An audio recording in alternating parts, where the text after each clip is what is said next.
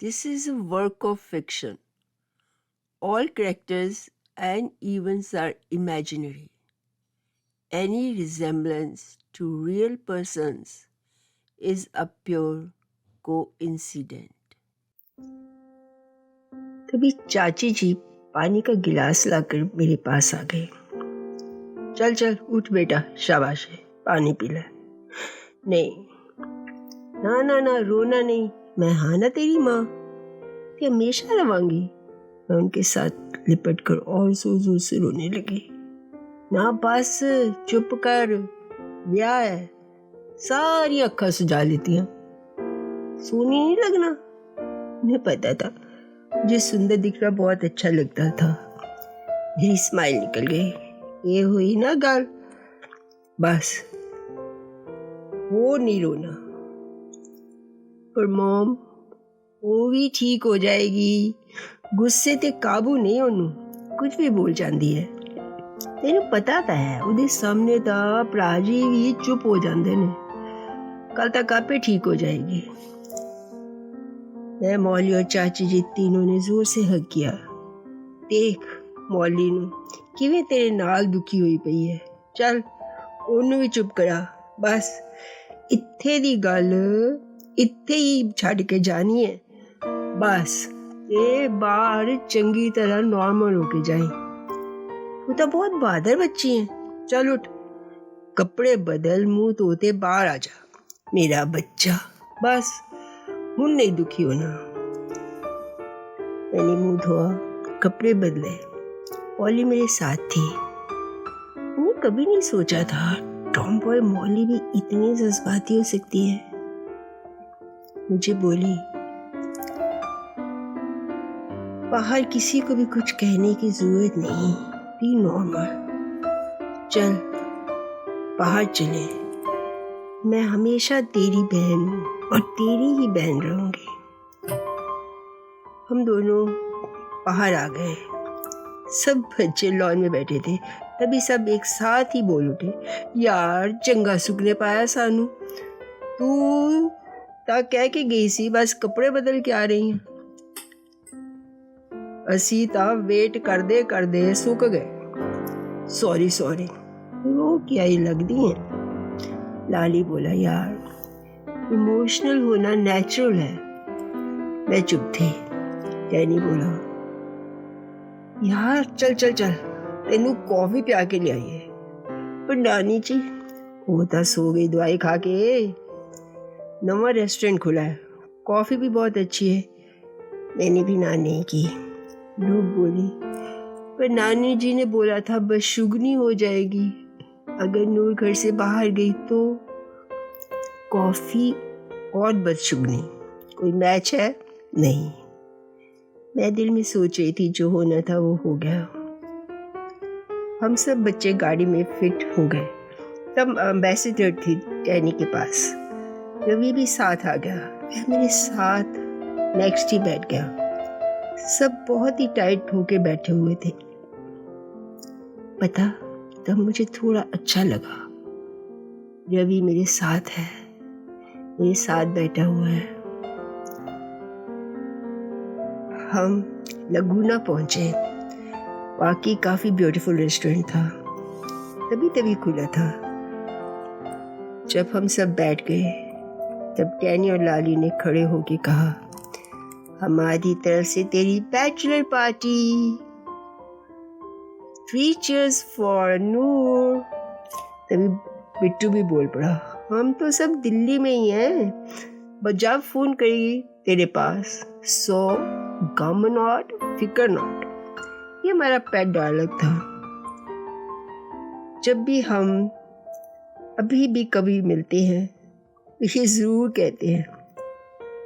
रात काफी हो गई थी, पर आज मेरा वापस जाने का दिल नहीं कर रहा था। जी चाह रहा था वक्त यहीं रुक जाए, पर जो भी हुआ उस बंद कमरे में मेरी दिमाग से निकल जाए। युवी बोला, यार तू फिर चुप हो गई। नहीं नहीं, चलो। हम घर पहुंच गए। देखा तो तब सब अपने अपने कमरों में थे, किसी को भी शायद पता नहीं चला। मैं अपने कमरे में जाने लगी। तभी मेरी नानी जी और मौली मेरे कमरे में ही थे। नानी जी शायद दवा खाकर आउट हो गई थी। मेरा भी दिल किया नानी जी के एक टैबलेट मैं भी खा लूं। तभी मौली ने कहा, स्टॉप नूर, थोड़े घंटों में उठना है, मत खा, पूरे दिन के लिए ही सो जाएगी। मैंने स्माइल दी। तभी रूप और रवि कमरे में आ गए। रवि, तुम जाओ, अब सो जाओ जाके। तभी मौली और रूप ने हमें अकेला छोड़ दिया। रवि बोला, जाते जाते मेरे सवाल का जवाब तो देते जाओ। कई बातें अनकही ही रह जाए तो अच्छा है जिंदगी को जीने के लिए। और प्यार तो ऐसा जज्बा है जो बिना बताए एक परिंदे की तरह घर में घोंसला कर लेता है।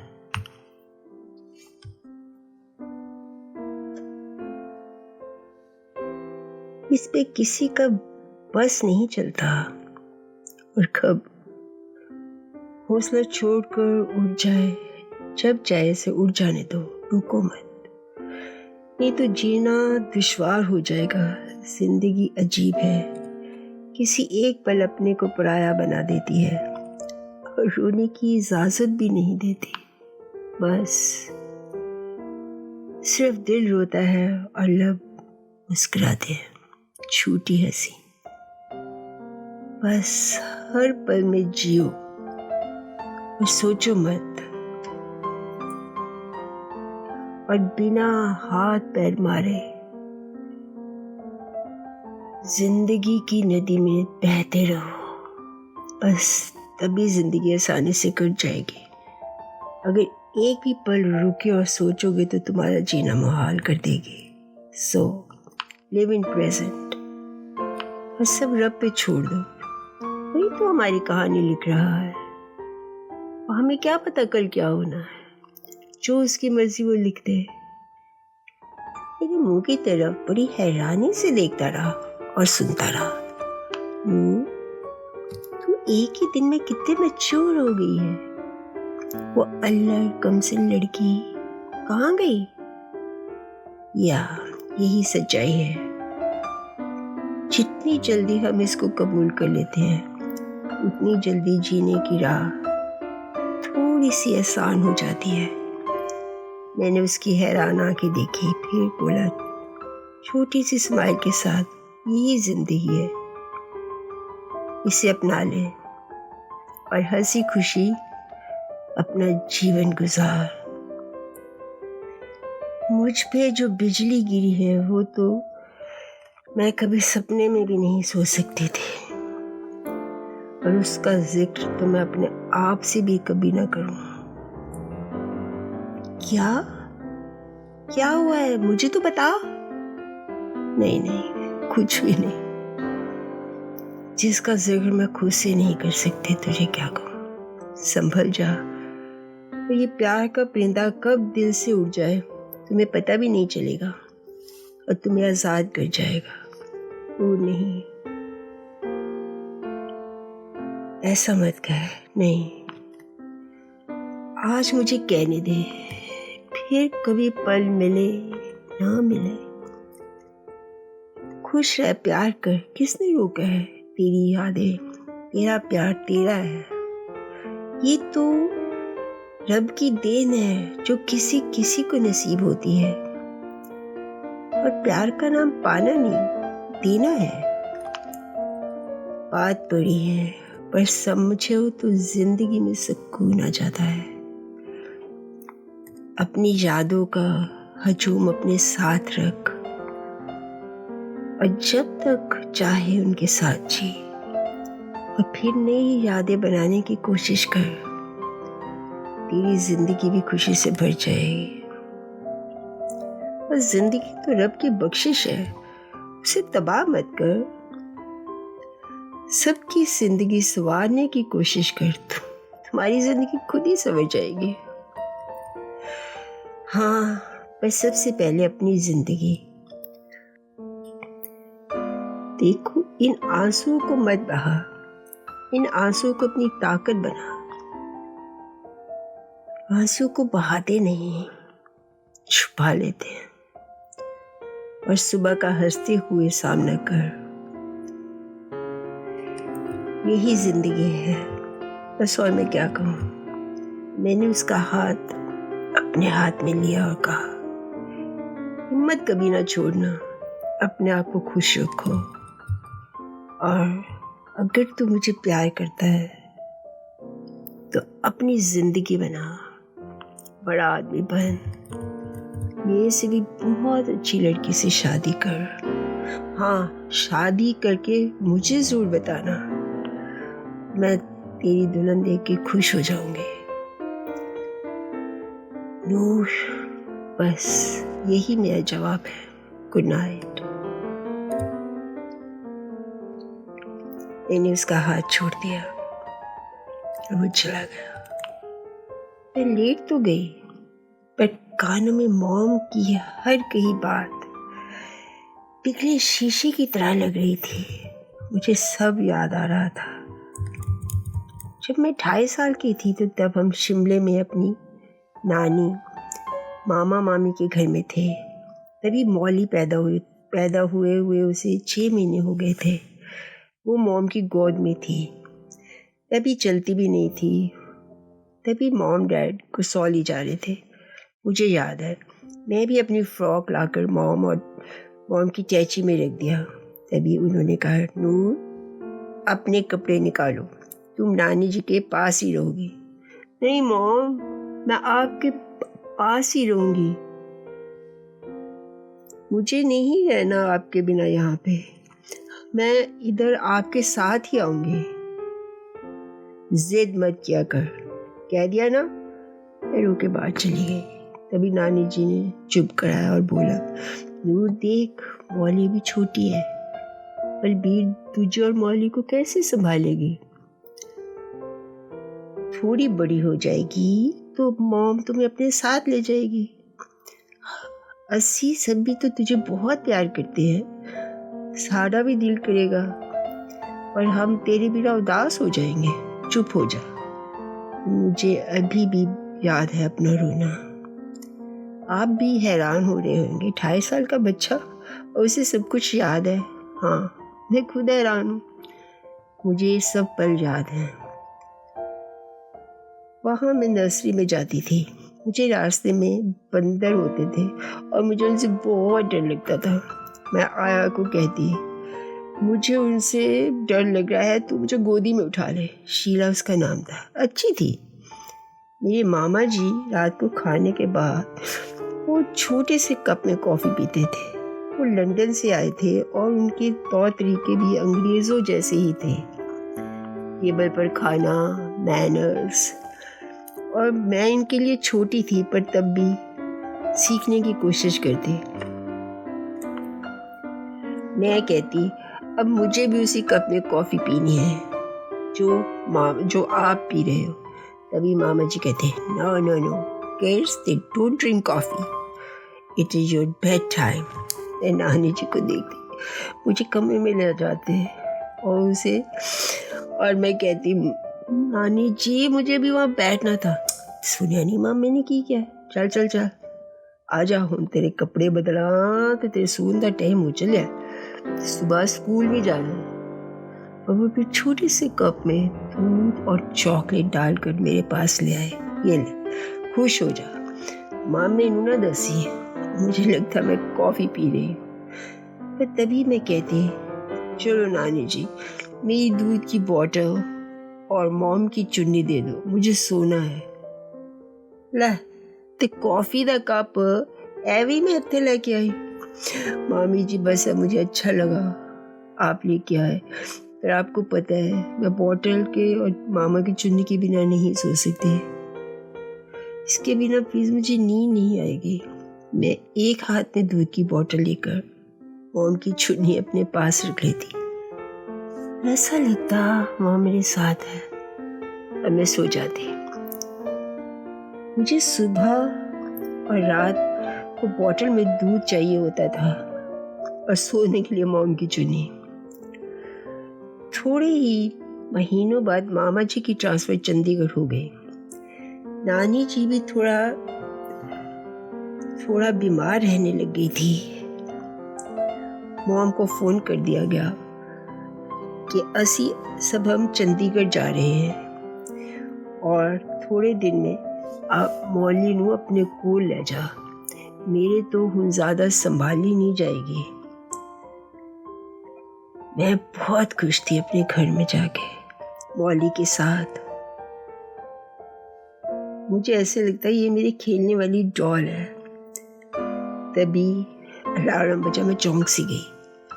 अरे सुबह हो गई। सभी बच्चे भी मेरे कमरे में आ गए। उठ उठ उठ, हम चाय लेके आए हैं, सब इकट्ठे बैठ के बाहर चाय पीते हैं, फिर तुमको तैयार भी होना है। मैंने अपने दिमाग के सारे बटन ऑफ कर दिए और उसे होल्ड पे डाल दिया। ना सोचो ना दुखो। अब मैंने अच्छा सोची थी ना बुरा, बस जो हो रहा था वही हो रहा था। मुझे ब्यूटिशियन ने तैयार किया लाल जोड़े में, सोने का एक बड़ा सेट, गले में एक लंबा सेट, माथे पे टीका, कानों में बड़े बड़े झुमके, लाल बड़ी बिंदी, बहुत ही खूबसूरत लग रही थी। भारी चुन्नी, लाल और गोल्ड। कोई इतना भी अच्छा लग सकता है मेकअप और गहनों के साथ? पर घूंघट वाली बात मुझे अच्छी नहीं लग रही थी। तभी चाची जी आ गए।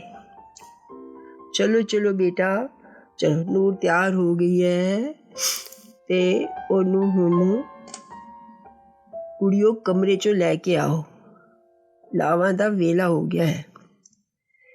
मॉम नहीं आई थी। फिर से मेरे सिर पे चांदनी थी और भाइयों ने पकड़ी हुई थी, पर इस पर रवि दूर खड़ा ही देख रहा था। हम बाबा जी के सामने बैठ गए। लावा शुरू हो गई। भाई जी लावा का पाठ कर रहे थे। हर लाव में भाई मुझे आगे कर रहे थे। उनमें से एक हाथ रवि का भी था। लाव में पूरी हो गई। मेरी आंखें सूखी बंजर जमीन की तरह। ऐसा लगता था सारे आंसू खत्म हो गए, डोली जाने का वक्त हो गया। सब गले मिल रहे थे, पर मॉम को मैं चाह के भी नहीं मिलना चाहती थी। मैं डोली में बैठी, सब भाइयों ने धक्का लगाया, रवि ने भी, और डोली आगे बढ़ गई। मेरे दिमाग में ये बात चल रही थी,